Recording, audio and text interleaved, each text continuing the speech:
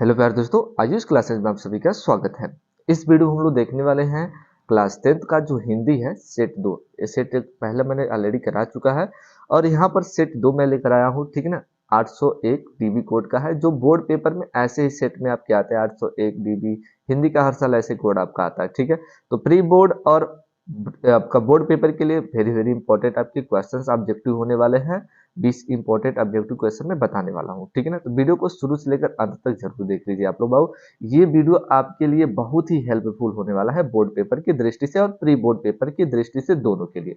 Okay, तो देखिएगा यहाँ पर पहला क्वेश्चन आपका है, कह रहा है चिंतामणि के रचयिता कौन है। तो आप सभी लोग पढ़े होंगे, अध्याय 1 आपका होगा। चिंतामणि के जो लेखक है आचार्य रामचंद्र शुक्ल जी हैं, ठीक है ना। और चिंतामणि है क्या, आचार्य रामचंद्र शुक्ल जी का, ये भी जान लेना आपको। तो चिंतामणि जो आपका है ये आपका एक निबंध है। ओके, अगला क्वेश्चन देखते हैं। देखिएगा बोर्ड पेपर के लिए वेरी वेरी इंपॉर्टेंट सारे मैं क्वेश्चंस लेकर आया हूँ और ये सारे बोर्ड के ही क्वेश्चंस आपके हैं 2023 के। ओके, तो 2024 में भी अधिकांश क्वेश्चंस आपको देखने के लिए मिलेंगे और प्री बोर्ड में भी जरूर मिलेगा, ठीक है ना। तो यहाँ पे देखिएगा पंच परमेश्वर कहानी के लेखक कौन है। आचार्य रामचंद्र शुक्ल, प्रेमचंद, यशपाल, राजेंद्र यादव। तो कौन है इसमें से, तो देखिएगा पंच परमेश्वर के जो लेखक हैं, कहानी के लेखक है वो प्रेमचंद्र जी हैं। ओके, अगला क्वेश्चन है, ध्यान से देखिएगा। जयशंकर प्रसाद का नाटक नहीं है, तो जयशंकर प्रसाद का नाटक कौन नहीं है, ध्यान से देखिएगा। ध्रुव स्वामी जयशंकर प्रसाद का नाटक है, चंद्रगुप्त भी नाटक है, स्कंदर गुप्त भी नाटक है, लहरों के राजहंस इसके नाटक इनके नहीं है। सी वाला ऑप्शन क्या हो जाएगा, करेक्ट हो जाएगा। अगला क्वेश्चन देखते हैं हम लोग।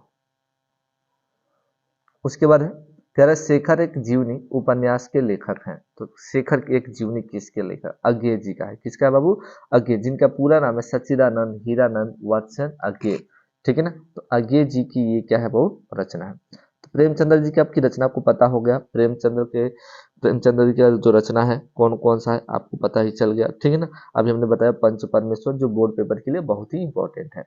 उसके बाद ध्यान से देखिएगा 5 नंबर क्वेश्चन, अपनी अखबार आत्मकथा है। तो किसकी है देखिएगा, अपनी जो खबर आत्मकथा है वो पांडे बेचन शर्मा उग्र जी की है। उसके बाद क्वेश्चन है आपका, ध्यान से देखिएगा 6 नंबर, कह रहा है भूषण किस युग के कवि हैं। तो ध्यान से देखिएगा वेरी वेरी इंपॉर्टेंट क्वेश्चन है बोर्ड पेपर 2024 के लिए। भूषण किस युग के कवि हैं, आदिकाल, रीतिकाल, भक्तिकाल, आधुनिक काल। अगर आप सभी को पता है तो कमेंट बॉक्स में भी आप लोग बताया करिए। तो ये देखिएगा ये रीतिकाल के क्या है आपके कवि हैं। ओके, उसके बाद कह रहा ललित ललाम रचना है। तो ललाम जो है रचना है किसकी है, ध्यान से देखिएगा। ललित ललाम जो है रचना है वो मतीराम जी की है। ओके, हम पूछ लेता मतीराम किस युग के, आप लोग इसका प्रश्न का बताएंगे आंसर, मैं कमेंट में आप लोग सभी लोग बताएंगे। जो मतीराम है किस युग के लेखक हैं। ओके, मतीराम जो है किस युग के हैं। ओके, ये आपको बताना है। 8 नंबर क्वेश्चन, यशोधरा रचना है। तो यशोधरा किसकी रचना है, जयशंकर प्रसाद की, महादेवी वर्मा की, सुमित्रा नंदन पंत की, मैथिली शरण गुप्त की। तो किसकी रचना है, ध्यान से देखिएगा। यशोधरा किसकी रचना है, तो जल्दी से बताएंगे आप लोग। तो देखिएगा यशोधरा जो आपका है मैथिली शरण गुप्त जी की रचना है। 9 नंबर क्वेश्चन देखते हैं हम लोग, करा आंगन के पार द्वार रचना है। तो आंगन के पार द्वार रचना किसकी है, जयशंकर प्रसाद की, अज्ञे की, रामधारी सिंह दिनकर की, नरेंद्र शर्मा की। तो देखिएगा इसका जो राइट आंसर हो जाएगा, देखिएगा आंगन के पार द्वार जो है वह अज्ञे जी की है। उसके बाद 10 नंबर क्वेश्चन देखते हैं, दीपशिखा काव्य संग्रह रचना है।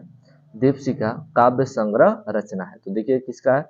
तो दीपशिखा आपको सभी को पता होगा, दीपशिखा जो है महादेवी वर्मा जी का है। किसका है, महादेवी वर्मा की है। ओके, फिर वेरी इंपॉर्टेंट है, महादेवी वर्मा से जितना एक क्वेश्चन आपको जरूर क्वेश्चन मिलेगा। ओके, उसके बाद देखिएगा मैं टोटल 7 सेट क्या करूंगा, कराऊंगा। ध्यान से देखिए, टोटल 7 सेट मैं क्या करूंगा, हिंदी का प्रोवाइड कराऊंगा। सातों सेट अगर पढ़ लेंगे तो आपका 20 नंबर आपका बहुविकल्पी आपका पूरा समाप्त हो जाएगा। बोर्ड पेपर में यही सातों सेट में से आपको देखने के लिए मिलेंगे, इससे बाहर आपको कुछ देखने के लिए नहीं मिलेगा। तो वीडियो को जितने लोग चैनल पर पहली बार आए हो, चैनल को सब्सक्राइब करके बेल आइकन प्रेस कर लिए, ताकि जैसे मैं अगला वीडियो अपलोड करूं आप तक सबसे पहले नोटिफिकेशन भी पहुंचा करे। ओके, अब यहाँ से ग्रामर से स्टार्ट होता है, ग्रामर का क्वेश्चन। कह रहा है करुण रस का अस्थाई भाव क्या होता है। तो करुण रस का अस्थाई भाव जो होता है वो आपका शोक होता है। अगर हास्य रस का पूछता है अस्थायी भाव तो आपको पता होगा हास होगा, ठीक है ना। तो करुण रस पूछा है यहाँ पर करुण का शोक, और हास्य पूछेगा तो उत्साह होगा। ओके, उसके बाद ध्यान से देखिए 12 नंबर क्वेश्चन कर रहे हैं यहाँ पर, चरण कमल बंदो हरिराय उपयुक्त पंक्ति में अलंकार कौन सा होगा। चरण कमल बंदो हरिराय उपयुक्त पंक्ति में अलंकार कौन सा आपका होगा। उपमा, उत्प्रेक्षा, रूपक, यमक, तो कौन सा होगा। अगर आप सभी को पता है तो कमेंट बॉक्स में बता दिया करिए। तो देखिएगा चरण कमल बंदो हरिराय जो होता है वो रूपक अलंकार होता है। कौन सा अलंकार होता है वो, रूपक अलंकार होता है। अगला क्वेश्चन देखते हैं हम लोग। 13 नंबर क्वेश्चन है, पर यह सममात्रिक छंद है, इसके प्रत्येक इसमें 4 चरण होते हैं और प्रत्येक चरण में 24 मात्राएं होती है। 11 और 13 मात्राओं पर यथ होती है। ये लक्षण किस छंद का है।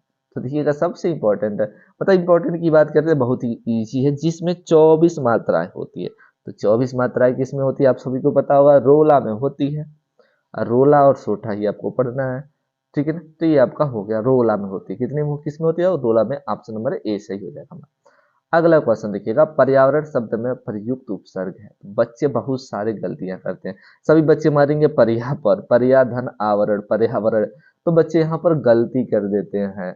बहुत सारे बच्चे लोग यहाँ पर गलती करते हैं। तो इसका जो संधि विच्छेद होता है, परिधन आवरण क्या होता है, वो परिधन आवरण होता है, तब जाके पर्यावरण बनता है। तो परि शब्द में उपसर्ग जो प्रयोग किया गया है वो परि किया जाएगा, तो अर्थात सी वाला ऑप्शन क्या हो जाएगा हमारा, सही हो जाएगा। उसके देखिएगा अगला क्वेश्चन है, कह रहा महानता शब्द में किस प्रत्यय का प्रयोग किया गया। तो देखिएगा महान धनता, अंत में ता मिला है, तो हमें क्या मिला बहु, किस प्रत्यय का प्रयोग किया गया है, ता का प्रयोग किया गया है। ओके, महानता शब्द में ता का प्रयोग किया गया है। ओके, अगला क्वेश्चन देखते हैं हम लोग। उसके बाद कह रहे हैं यहाँ पर देखिएगा, सुख दुख में समास है। तो सबको पता है जिसमें योजक अर्थ पूछता, कभी कभी सुख और दुख में जो आपका ये चिन्ह है, ये चिन्ह कौन सा है। तो ये जो चिन्ह आपका है योजक चिन्ह होता है। कौन सा चिन्ह होता है, योजक चिन्ह होता है आपका, ठीक है। तो पूछ रहा फिलहाल यहाँ पर सुख दुख में कौन सा समास है। तो सुख दुख में आपका देखिएगा जिसमें और का लोप होता है वो द्वंद्व समास, क्योंकि आपकी दो ही समास पढ़ना है, एक द्वंद्व समास पढ़ना है, एक द्विगु पढ़ना है। तो द्विगु में क्या होता है, इसमें क्या होता है, अंक मिलते हैं। क्या मिलते हैं आपको, अंकों का समूह, जिसमें अंक होता है, चौराहा, पंचवटी, ठीक है ना। तो इस प्रकार से देता है, तो वो आपका समास क्या होता है, सुख दुख, मतलब वो द्विगु समास होता है। तो यहाँ पर फिलहाल आपका सुख दुख पूछा है, तो सुख दुख में आपका जो समास होगा वह द्वंद्व समास हो जाएगा। अब देखते हैं 17 नंबर क्वेश्चन, निम्नलिखित में से अग्नि का परिवाची नहीं है। तो अग्नि का परिवाची कौन सा नहीं है। तो ध्यान से देखिएगा, अनिल, अनल, ये अग्नि का परिवाची होता है। अनिल, देखिएगा अनिल जो होता है नहीं होता है, अग्नि का परिवाची अनिल नहीं होता है। पावक भी होता है, ज्वाला भी होता है, तो ये तीनों होते, तो अनिल हमारा नहीं होता है। तो हमारा राइट आंसर क्या हो जाएगा, बी वाला करेक्ट हो जाएगा।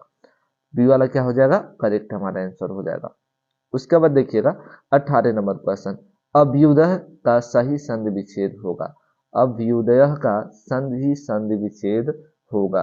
तो ध्यान से देखिएगा, सही संधि विच्छेद जो आपका होगा, अभिधन उदय, क्या होगा, अभिधन उदय, क्या हो जाएगा, अभ्युदय, क्योंकि आधा भ और उ मिलके क्या हो जाता है, यह यहाँ का जो शब्द होता है आधा हो जाता है, ठीक है ना, और यह में कन्वर्ट हो जाता है।